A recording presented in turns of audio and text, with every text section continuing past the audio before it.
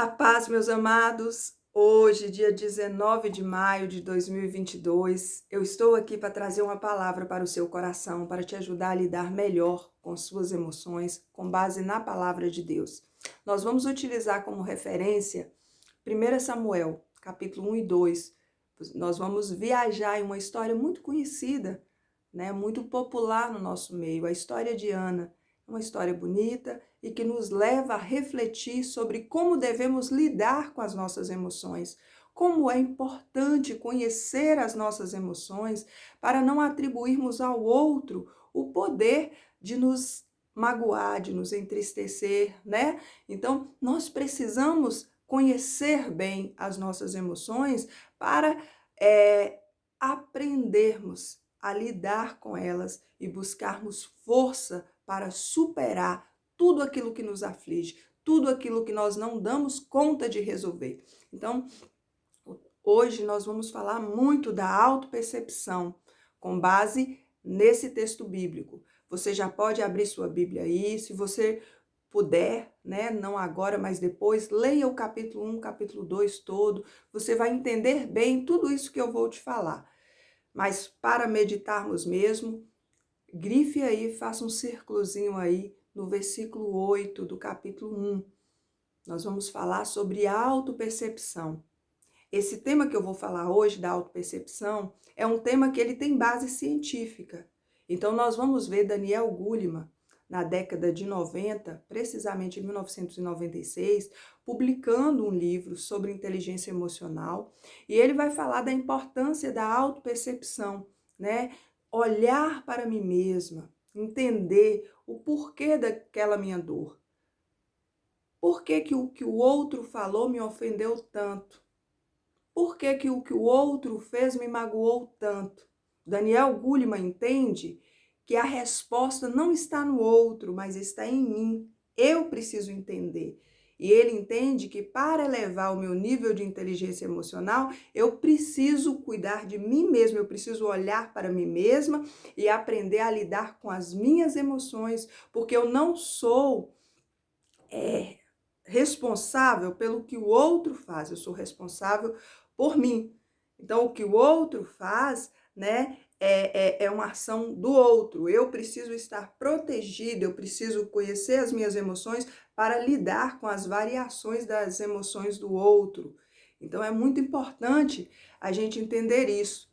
Ele vai falar, né, dessas questões com base em todos os estudos que ele fez ao longo de sua vida. E ele conseguiu chegar a essa conclusão na década de 90.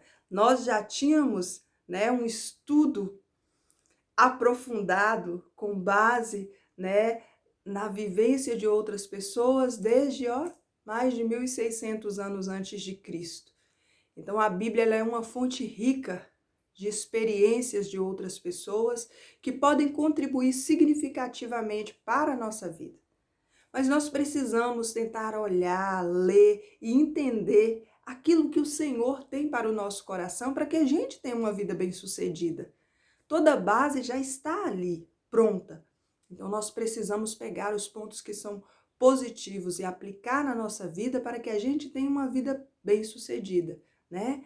Romanos 15, Paulo vai afirmar que tudo o que foi escrito para o nosso entendimento foi escrito, ou seja, ali é uma fonte rica de vivência de pessoas que obtiveram êxito quando aplicaram alguns desses conhecimentos em sua vida e por conta disso conseguiram avançar. E hoje essa palavra ela vai de encontro ao seu coração. Você que está aí, olha para si mesmo e se vê como uma vítima. Todo mundo te fere. As pessoas não medem palavras para falar com você. E às vezes você ouve e aquilo fica doendo, machucando em seu coração. Às vezes você chega em um lugar e você espera uma atitude das pessoas e as pessoas não agem como você gostaria que elas agissem com você. E é sempre assim, né? Você começa cheia de expectativa em um lugar e espera que as coisas ali vão mudar, mas aí de repente começa a viver tudo novamente. aí você sai de um lugar, vai para outro, mas parece que a história vai se repetindo, né? Você está sendo sempre a vítima. Só vai mudando os personagens, mas as pessoas sempre vêm e te atingem no mesmo ponto. Você fica repetindo a mesma história sempre. Chegou a hora de quebrar esse ciclo. Concorda comigo? Chegou a hora de mudar essa história. Vamos levantar aí dessa cadeira da vítima e vamos assumir o controle da nossa vida através da palavra. A palavra nos ensina a viver uma vida com abundância, a palavra nos ensina a ter esse controle. E é por isso que eu quero te convidar a meditar. Então, ouça essa mensagem até o final. Se inscreva aqui no nosso canal, nós precisamos ter mais inscritos, nós precisamos que mais pessoas tenham acesso a essa palavra. E eu te peço que compartilhem também, porque tem mais pessoas que estão vivendo esse ciclo repetitivo de intensas frustrações, de chateações, de mágoas, pessoas que estão oprimidas e que também precisam ouvir essa palavra. Seja aí um agente do reino, compartilhando e levando a palavra para outras pessoas. Então vamos para a nossa mensagem. 1 Samuel, capítulo 1, versículo 8. Ali nós vamos ver, a história de Eucana, Ana e Penina. Uma família que era natural para aquela época. É muito importante nós cuidarmos de contextualizar o texto bíblico, a cultura local, a época em que as coisas aconteceram. Para que a gente não venha pegar a palavra e aplicá-la de forma incorreta na nossa cultura e na nossa realidade. O casamento de Eucana com Ana foi um casamento bacana, bem sucedido, porém passou-se o período ali de 7 anos e Ana não teve filhos. Isso, dentro da cultura deles, possibilitava sim a Eucana contrair novas núpcias, casar-se novamente. Porque nós sabemos, conhecemos lá através das leis deixadas por Moisés, se nós lermos ali Levítico, nós vamos encontrar lá que já havia leis específicas relacionadas à descendência, ao nome daquela pessoa. Se Eucana não casasse novamente, se Eucana não tivesse filhos, provavelmente o seu nome seria extinto da descendência ali de Israel, Para que a pessoa pudesse ter seu nome ali gravado, ele precisava ter filhos, para que os filhos pudessem dar continuidade ao nome dele. Então, com base também na lei de Talião, que era uma lei que vigorava naquela época em várias outras nações, ao homem era concedida contrair as segundas núpcias para ter filhos, para que ele pudesse ter herdeiros, para que ele pudesse ter o seu nome na genealogia ali, para que ele pudesse dar continuidade, dar seguimento ali à sua descendência. E tudo o que aconteceu na família de Eucana era natural para aquele cenário, para aquela época. Eucana casou com Ana, não vieram os filhos, então a ele era concedido o direito de contrair novas núpcias. E ele casa com Penina. Quando Penina chega e tem filhos, aí começam os problemas. Eu acredito que no início eles não tiveram problemas, porque havia uma expectativa até para Ana também, de que aquela criança chegasse, de que aquela nova criança que estaria chegando para a família através de Penina, iria proporcionar a toda a família ali, o nome na genealogia, que para eles era muito importante. Mas a palavra vai falar que conforme Penina ia tendo filhos, mais Ana era afligida por Penina. Penina doente também emocionalmente.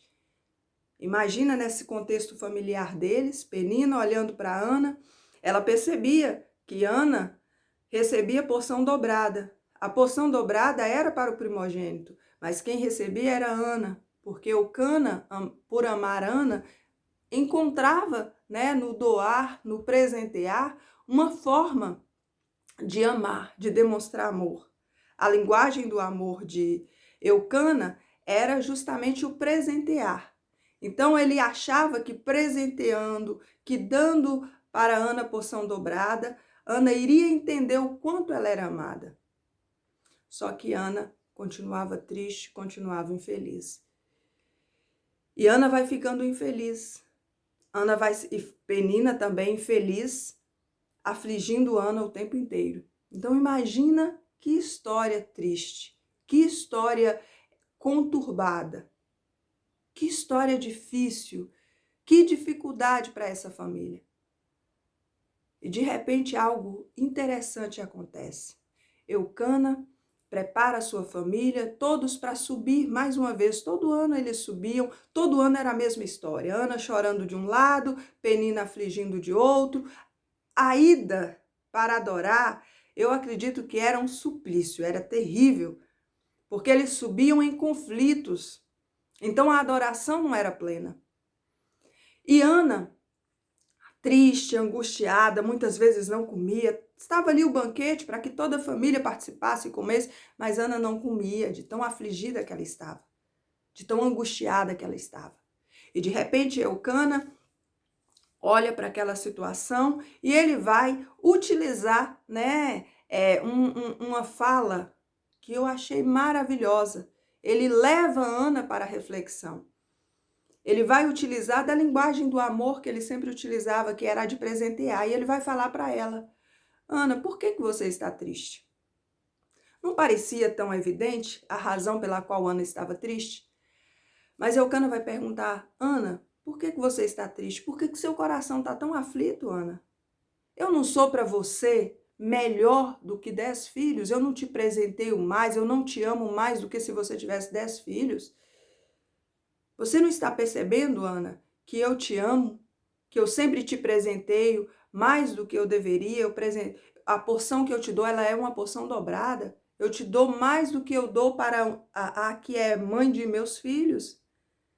E quando ele fala isso, eu acredito que o Espírito Santo levou essa palavra direto ao coração de Ana. Essa palavra foi direto, né, às expectativas de Ana com relação a si mesma.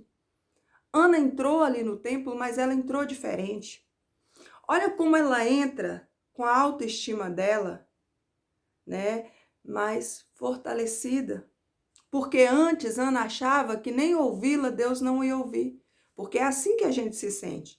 Quando a gente está tão frustrado, quando a gente olha para si mesmo. Imagina a situação de Ana. Ela olhava para si mesma e ela falava: tudo que eu estou vivendo, essa angústia, ela está me perseguindo, o meu problema é Penina e tudo isso a culpa é de Deus, porque Deus fez a minha madre fechar. Deus não me deu a oportunidade de ter filho, Deus fez minha madre fechada, eu não posso ter filhos, a culpa é de Deus, a culpa é de Penina. Ana se fechava tanto em meio a tantos culpados para a sua dor, para a sua angústia, que nem orar da forma que ela deveria orar, eu acredito que ela não tinha força para orar. Só que esse dia, após ouvir essa fala de Eucana, Ana vai se posicionar de forma diferente. Ela vai entrar no templo, ela vai entrar ali e ela vai fazer uma oração. Uma oração que parecia sem forças. Foi uma oração tão sincera que ela só mexia os lábios. Mas ali foi uma oração muito poderosa, uma oração de quem sabia quem era. Uma oração de uma mulher que sabia que a culpa não era de Penina, que a culpa não era da vida que ela tinha, que de certa forma não tinha culpados, mas que ela estava ali diante de um Deus que fechava, mas que abria a madre. Ela estava diante de alguém que podia solucionar o problema dela. Então, mesmo com a alma afligida, mesmo aflita, mesmo angustiada, Ana vai orar ao Senhor. E olha como a autoestima dela está melhor, que ela ora fazendo um pacto com o Senhor. Olha, um voto, né, se você acha melhor. Olha, se o Senhor me dar o que eu quero. E ela ainda exige, olha, tem que ser menino. Tem que ser um menino. Se o Senhor me dá, eu vou te devolver. Olha que postura diferente de Ana. Se o Senhor me dá, eu vou te devolver. E ela promete isso ao Senhor. E quando ela promete isso ao Senhor, Deus ouve a oração dela. E quando ela sai, aquele momento ali com Eli, né? Eli a abençoa e ela volta para casa, mas já volta feliz. Volta com uma certeza, ele me ouviu, eu falei o que eu sentia. E ela volta para casa e ela vai, estar ali com seu marido. Pouco tempo depois, Ana vai estar grávida. O sonho vai se realizar. Por que eu trouxe essa palavra para você hoje? Porque na maioria das vezes, nós sentamos na cadeirinha de vítima e nós culpamos a Deus por permitir que a gente viva o que a gente está vivendo. Nós culpamos as pessoas que nos afligem e nós não olhamos para nós mesmos. Nós não somos responsáveis pelo que o outro faz. Ana não era responsável pelo que Penina fazia, mas ela era responsável pela forma como ela lidava com o que Penina lhe fazia, com a aflição que Penina queria imputar. Mas nesta manhã, reflita sobre isso. Se levante dessa cadeira de vítima. O mesmo Deus que tem permitido algumas coisas na sua vida é o mesmo Deus que pode mudar a sua história. Ana vai escrever depois em uma canção, olha, é Deus quem mata, é Deus quem dá vida. É Deus quem empobrece, é Deus que enriquece. É Deus que abre a madre, é Deus que fecha a madre. Ana vai entender que o processo da vida ele é natural. Até a que tem muitos filhos, vai chegar um momento que ela vai enfraquecer. A vida segue um cronograma natural, a vida segue uma linha natural. Então nós não somos vítimas da vida. É natural que vai ter pessoas agora que estão passando por necessidades, é natural que em algum momento agora esteja alguém sendo afligido por uma situação financeira, por uma decisão errada que tomou. Isso é natural que aconteça. O que não é natural é a forma como lidamos com isso. A forma como lidamos com as aflições que chegam até nós é que vai fazer a diferença entre você passar a vida inteira sendo afligido e frustrado consigo mesmo ou você se posicionar como alguém que é vencedor. Ana foi vencedora porque ela entendeu que a relação dela com Deus poderia mudar aquele quadro. Ana orou com convicção. E a palavra nos dá base para entendermos que tudo o que pedirmos com fé receberemos.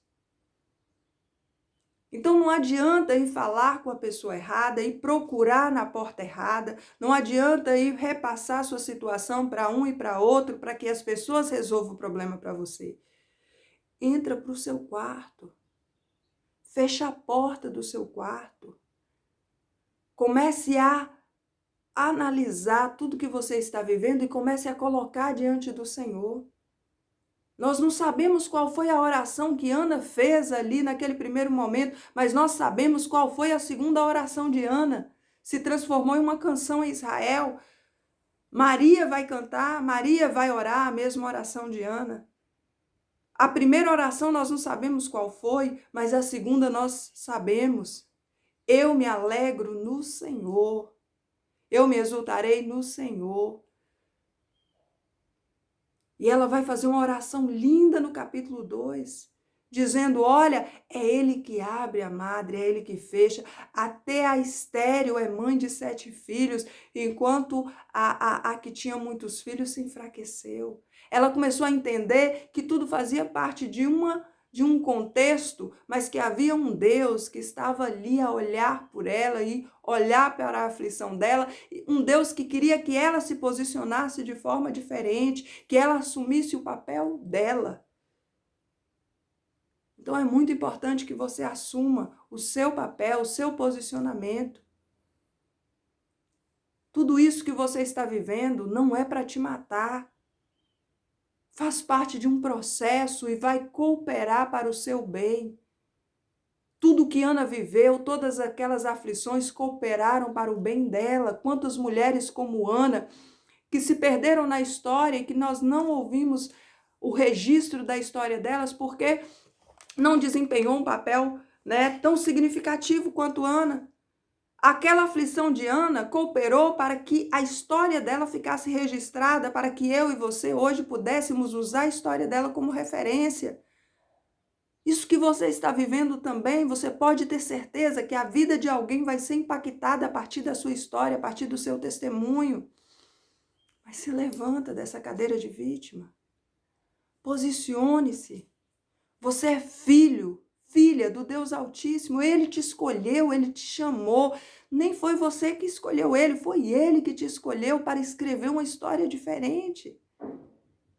Olhe para si mesmo como alguém precioso aos olhos de Deus, alguém que está aqui para impactar, alguém que está aqui para fazer a diferença na vida de alguém. E tudo isso que você está vivendo, entenda, faz parte do testemunho que você vai contar. Então, saia aí dessa cadeira de vítima e fale com o único que pode resolver o seu problema. Nós temos passado muito tempo da nossa vida dando um poder ao diabo que ele não tem. O inimigo só tocou na vida de Jó porque Deus permitiu, para que Jó pudesse ter uma experiência significativa com Deus. Quem está guardado debaixo do esconderijo do Altíssimo não pode ser afligido pelo inimigo. Até para agir, até para atuar, o inimigo ele precisa de ter autorização do Senhor. Então pare de focar no inimigo. Foque no Senhor, no teu Deus, que te conhece e que quer que você se levanta, que quer que você reaja. Reaja, meu irmão. Reaja, minha irmã. É Deus que está no controle dessa situação e é Ele que pode mudar a sua história. Não há ninguém que tenha o poder de mudar a sua história. O pastor da sua igreja não tem o poder de mudar a sua história. O seu cônjuge não tem o poder de mudar a sua história. Seus filhos não têm o poder de mudar a sua história. O dinheiro não pode mudar a sua história, porque mesmo com muito dinheiro, tem muita gente aí que está infeliz. Mesmo recebendo porção dobrada, Ana estava infeliz. Mesmo tendo o que aparentemente era necessidade atendida, Ana estava infeliz, porque o que lhe faltava lhe doía muito. Mas o Senhor quer te completar. O Senhor quer te dar exatamente aquilo que você precisa. Por isso eu te digo, reaja, reaja. Busque no Senhor essa resposta e você vai ver sua história mudada. Eu quero orar por você nesta manhã. Eu creio que essa palavra ela foi para você, para que o Senhor mude sua história. Deus quer mudar a sua história e Ele quer mudar hoje, mas depende de você. Vamos orar? Senhor Deus, aí está o teu filho, a tua filha. Eu os coloco, Senhor, em tuas mãos. Temos vivido tempos difíceis, ó Deus. E nesses tempos difíceis temos buscado culpados. E muitas vezes, Senhor, temos achado que a culpa da nossa angústia, da nossa dor é do irmão, que a culpa é do Senhor. Nós ficamos encontrando culpados, Senhor, para todo esse mal, essa dor que nos aflige. Mas hoje, ó Deus, com base na história de Ana, nós estamos aqui reagindo. Nós estamos aqui assumindo o papel, Senhor, de líderes da nossa vida, de protagonistas da nossa história. Nós estamos aqui, Senhor, nos posicionando como alguém que crê que se nós nos colocarmos de pé, o Senhor agirá em nosso favor. E nós apresentamos ao Senhor as nossas causas, as nossas angústias, a nossa dor. Ó Deus, entra com providência em nosso favor.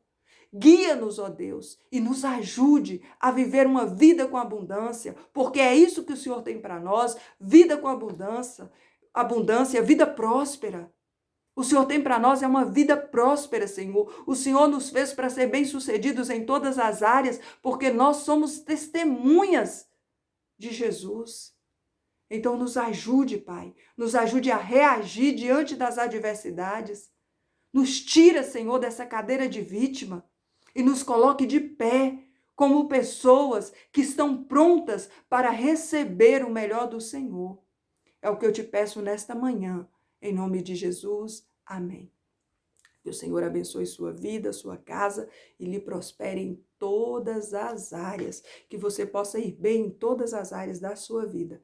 Fica com Deus e tenha aí um dia abençoado em nome de Jesus.